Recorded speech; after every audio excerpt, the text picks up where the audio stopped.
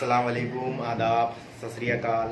मुझे पूरी उम्मीद है जहाँ भी होंगे ज़बरदस्त होंगे, तंदुरुस्त होंगे और तूफान खड़ा कर रहे हो। दोस्त, मेरी हमेशा यही कोशिश रहती है कि आपको कम टाइम में बेस्ट से बेस्ट लर्निंग दी जाए। और दोस्त, आज कुछ ऐसी लर्निंग लेकर आया हूँ जिसको सुनने के बाद आपकी सोच पूरी तरीके से बदल जाएगी। एक बार की बात है कि मेंढकों की बारात जा रही थी और सब मेंढक की बारात में डांस कर रहे थे। आहू आहू, शाबा शाबा, बल्ले बल्ले, ढोल बज रहे थे, नगाड़े बज रहे थे। सारे मेंढक एंजॉय कर रहे थे, मस्त तरीके से नाच गा रहे थे। हुआ क्या कि उसमें से जो दो मेंढक हैं वो गड्ढे में गिर जाते हैं। अब क्या होता है कि बैंड बाजा बजना बंद हो जाता है और सारे के सारे मेंढक आकर उनको देखने लग जाते हैं। अब देखो, कमेंट सब कर रहे हैं, बचा कोई नहीं। और अरे यार, ये लोग तो फंस गए, ये तो बड़े होशियारी मार रहे थे, बड़े चतरे बनते थे, देखो गड्ढे में गिर गए। अब क्या होगा, अब तो ये खत्म हो गए, इनका तो काम ही खत्म हो गया, अब ये इस दुनिया में नहीं रहेंगे, अब ये नहीं बचेंगे।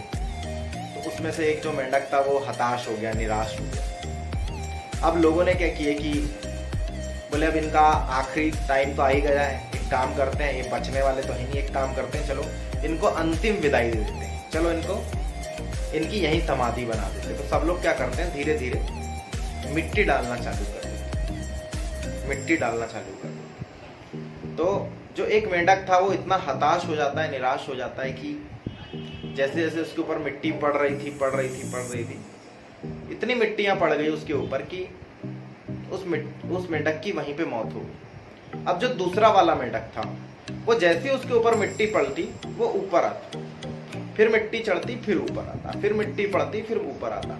और ऐसे करते करते करते जैसे गड्ढा भरने ही वाला था उतने में वो मेंढक छलांग लगा देता। सब हैरान हो जाते, बोले ये क्या हो गया। सारे के सारे मेंढक कमेंट मारने लग जाते हैं, सारे के सारे मेंढक हैरान हो जाते हैं, सारे के सारे मेंढक देखने लग जाते हैं, बोले ये क्या हो गया, ये क्या हो गया, ये क्या हो गया, ये कैसे बाहर आ गया। उतने में वो मेंढक इशारे से समझाता है, बोले क्या बोल रहे हैं। बोलता है मैं बहरा हूं, बहरा।